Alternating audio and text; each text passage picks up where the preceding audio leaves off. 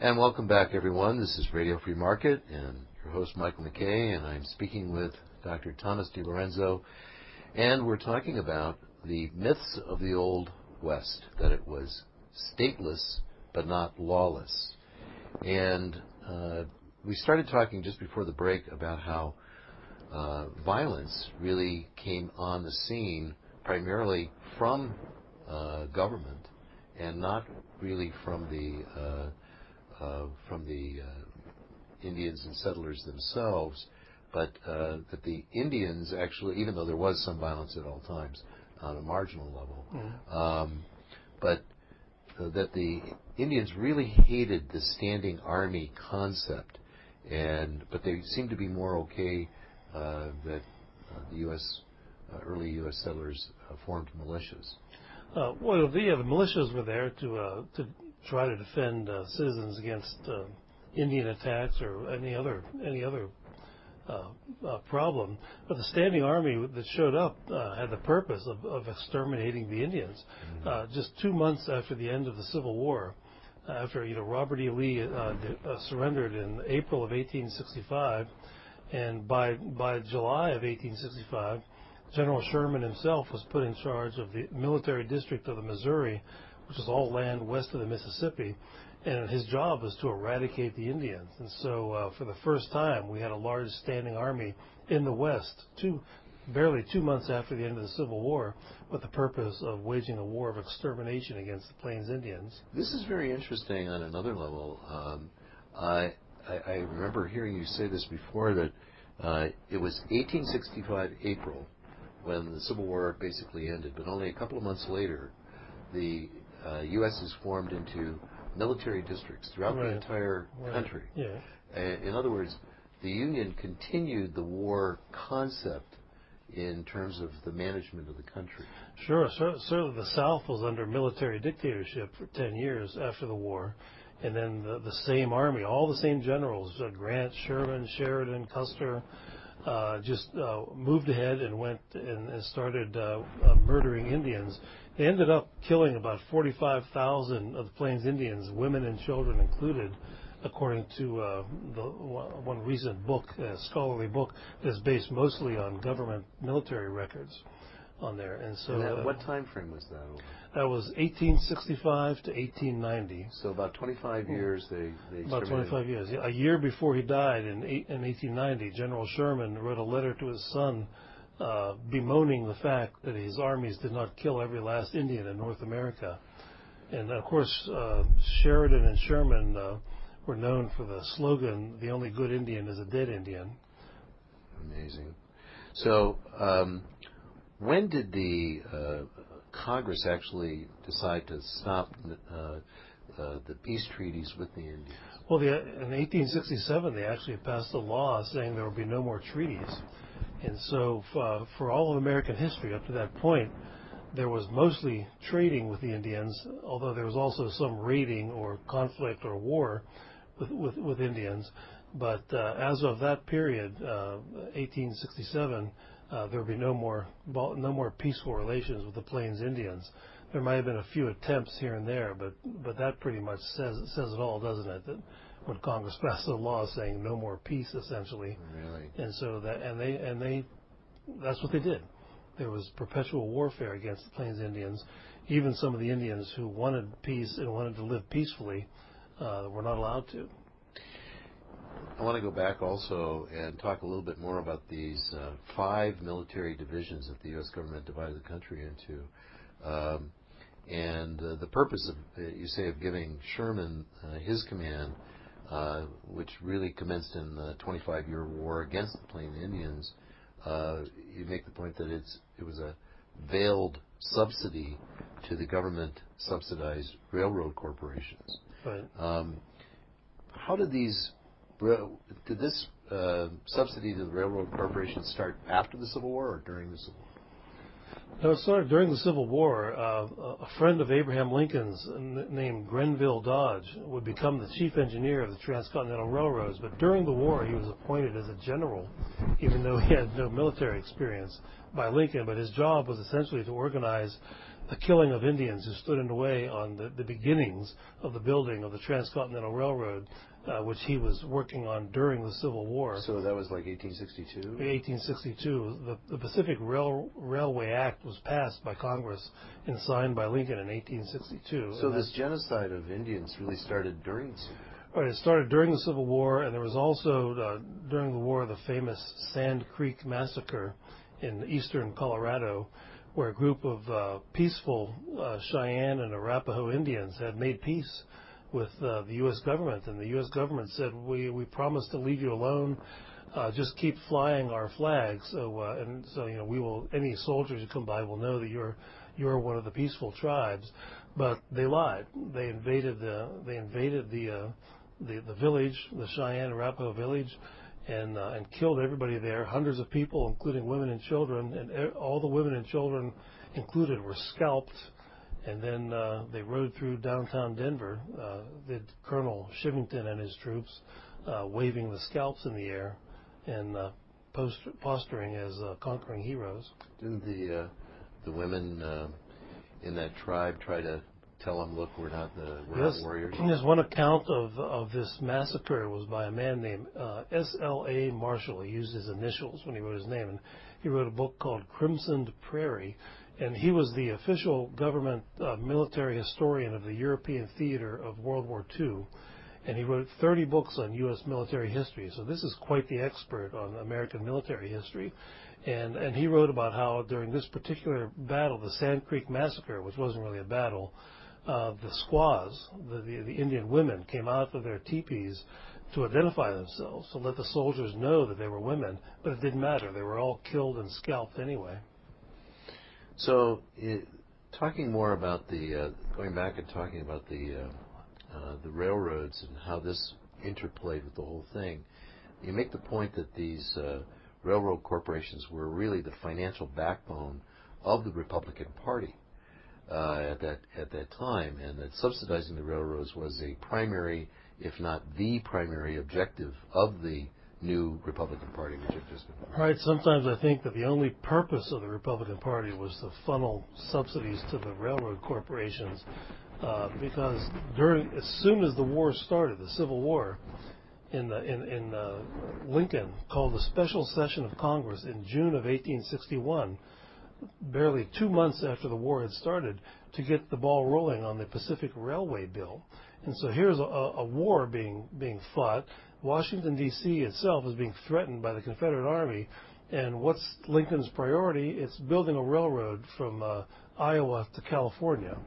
And so that tells you about his priorities. And, of course, he appointed Grenville Dodge to commence the killing of the Indians during the war. And then, of course, Lincoln was a general counsel, a counsel for the Illinois Central and many other railroads in the Midwest during his time as a lawyer.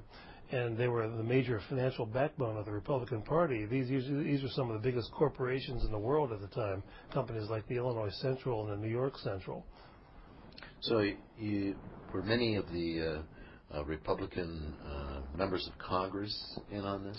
Oh, yes. When they passed the Pacific Railway Bill, many Republican members of Congress said, I'll vote for the bill if this. For example, Thaddeus Stevens of Pennsylvania said, I'll vote for the bill if you promise to use American-made steel to build the rails. And, of course, he was a steel manufacturer. And then Oakes Ames from Massachusetts said, I'll vote for the bill if you promise to use American-made shovels. He was a shovel manufacturer.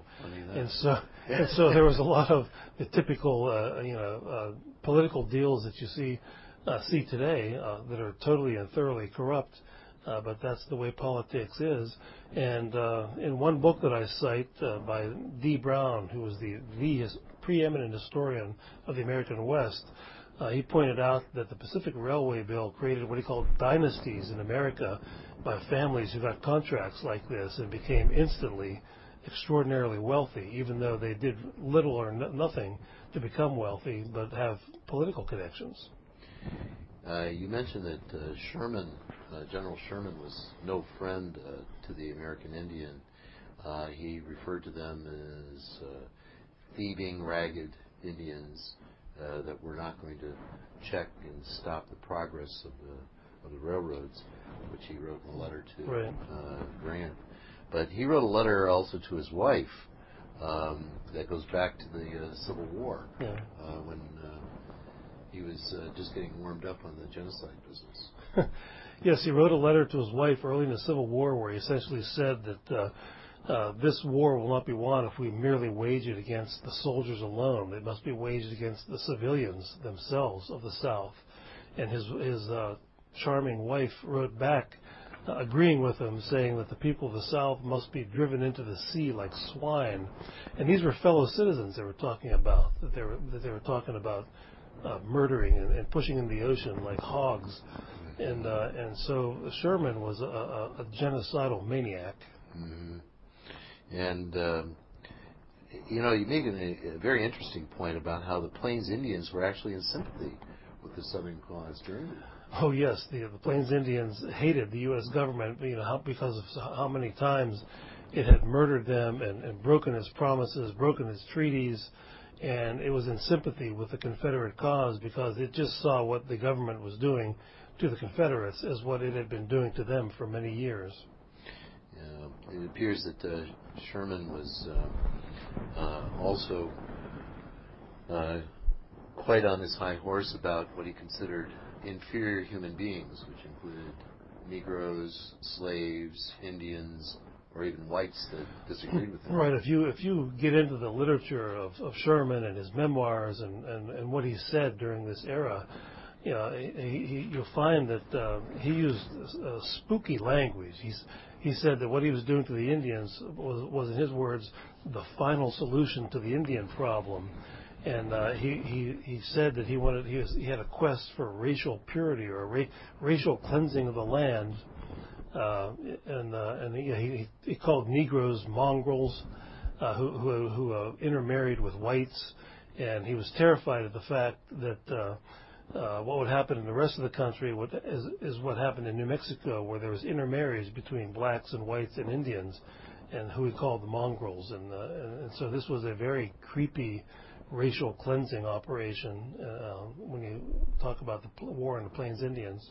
They actually, I think you made the point that, was it Dodge that suggested that they actually turned the Indians into slaves? Right.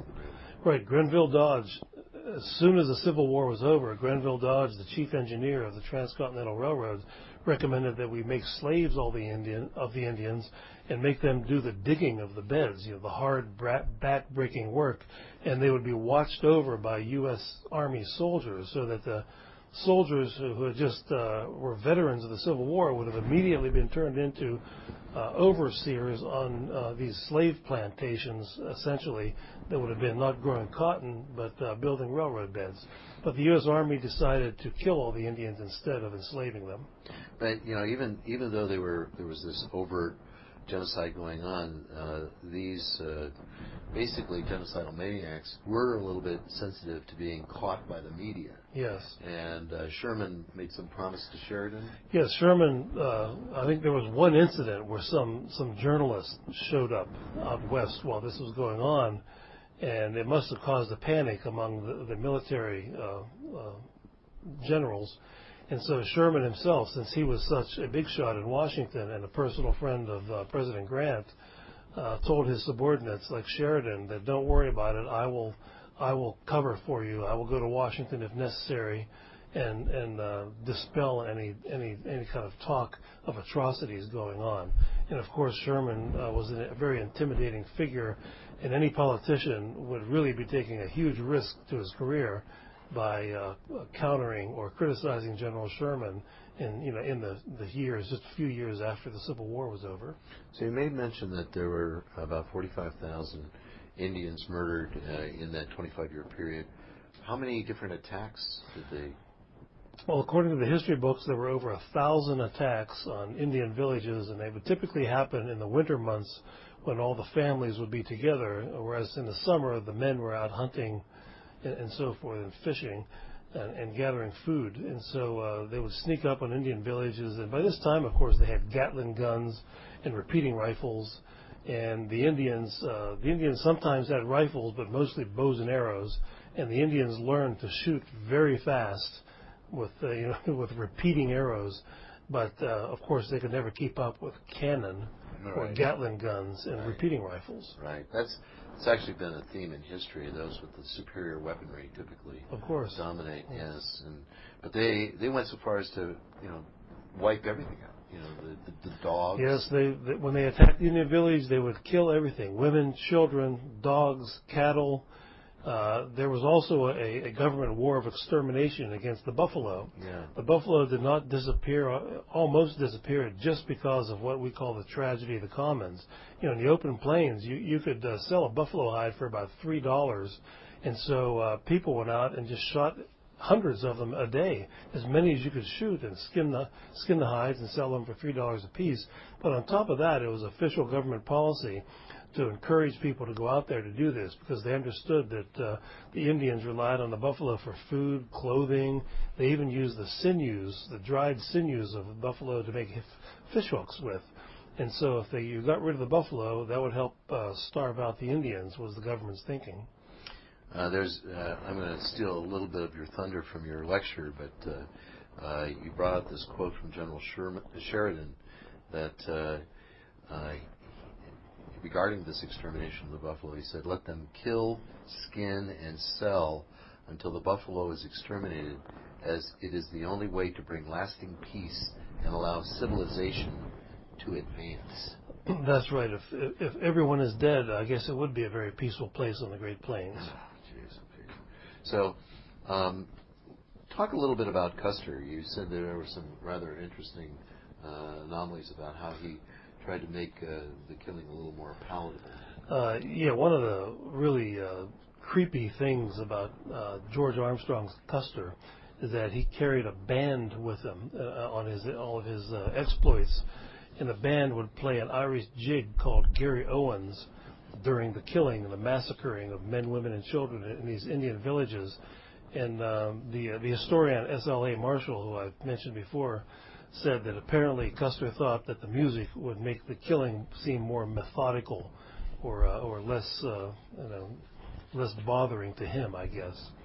Yeah, it's pretty amazing. A whole different paradigm as to how it's hard to wrap our heads around the way these people were thinking.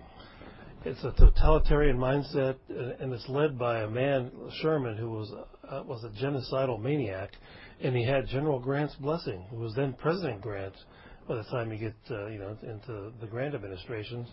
And so these are not the heroes that we think they were. All right, folks, we're going to take another brief break. Please stay with us. This is Radio Free Market. We'll be right back.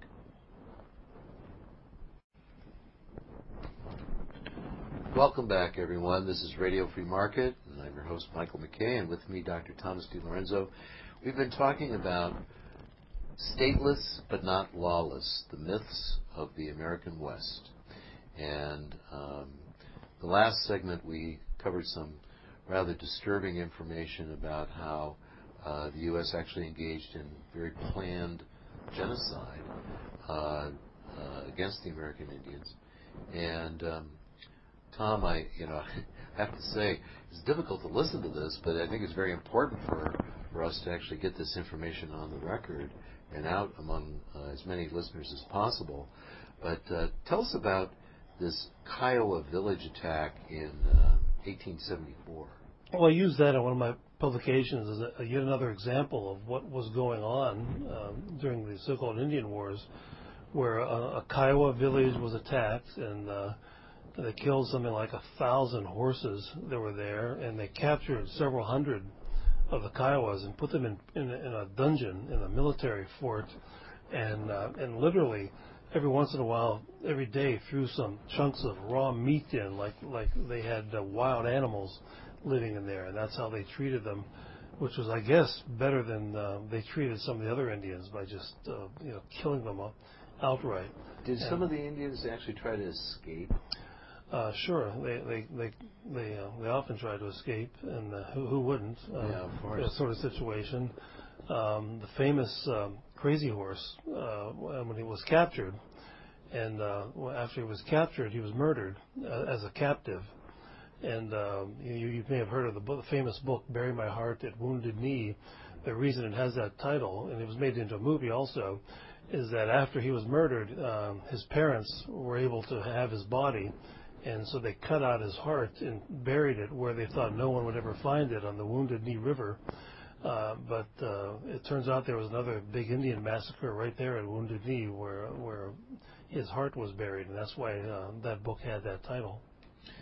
This culture of violence in our culture extended into our foreign policy over the next several decades as well. It's one of the craziest things about American history, or the history of the government, is that the government claimed after the Civil War to be especially virtuous. You may have heard of the phrase American exceptionalism. So these same people that were perpetrating these acts of mass murder and genocide against the Plains Indians claimed to be the most virtuous people on earth, and they made the argument, and they still to this day, that by definition, just about anything they do is virtuous because they are so virtuous themselves. Teddy Roosevelt, when we were at war with the Filipinos, because we helped the Filipinos get rid of the Spanish Empire, but then the U.S. government wanted to make them part of the American empire, and the Filipinos did not want to be a part of anyone's empire. They wanted independence.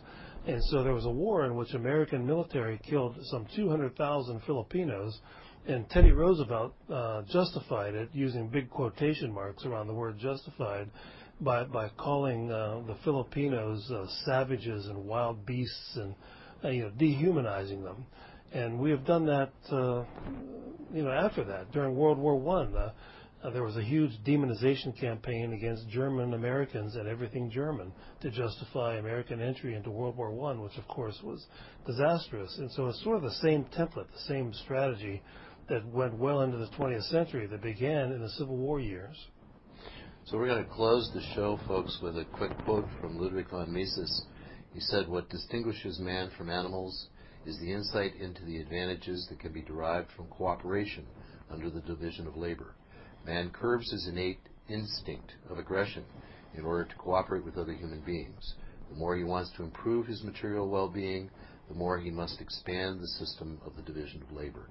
Concomitantly, he must more and more restrict the sphere in which he resorts to military action." So, Tom, I want to thank you very much for being with us today. You're welcome, Michael. So, folks, this is Michael McKay in Radio Free Market. Visit us on the web. You can download this and all of our shows for free. Check us out on iTunes, and please, wherever you are, please stand up for freedom. Thank you for listening.